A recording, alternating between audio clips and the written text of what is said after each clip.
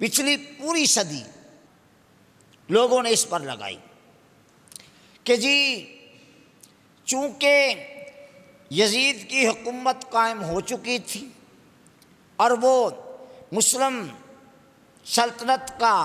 حاکم بن گیا تھا، لہذا امام حسین کو حکومت کے خلاف خروج نہیں کرنا چاہیے تھا، اور اس پر پورے 100 سال لگ بھگ، اور فقیر کی نظر میں ہیں وہ ساری کتابیں، بہرنہ جو داد لینے کا مستحق ہو اسے داد دے دینی چاہیے۔ کام کیا لوگوں نے،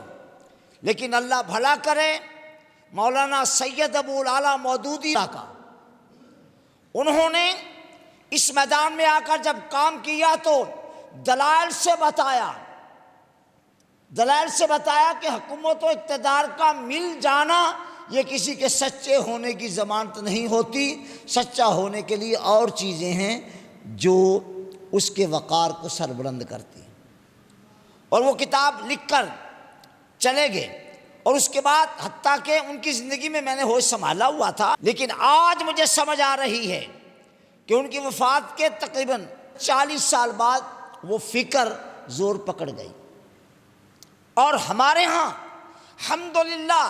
14 صدیاں پوری کی پوری کبھی بھی ہمارے اکابر کے ہاں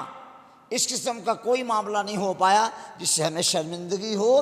البتہ جو کام کرے اس کے کام کو داد دینی چاہیے۔ مولانا مودودی صاحب کا خلافت و ملوکیت والا کام واقعی اچھا تھا، انہوں نے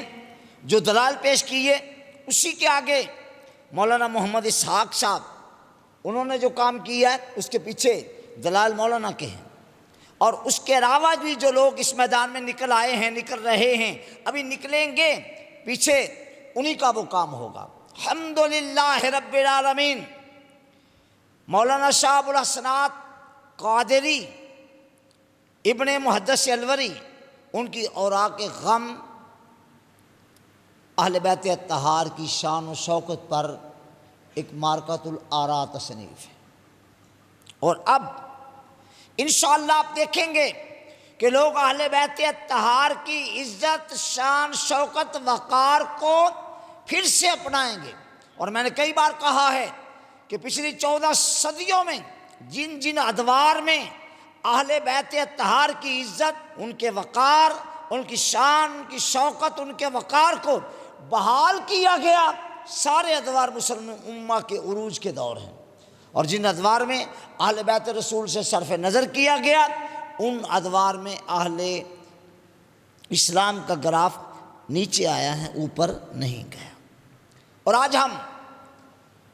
بڑے کھلے الفاظ میں کہنا چاہتے ہیں، ہم کل بھی حق کے ساتھ تھے، آج بھی حق کے ساتھ ہیں،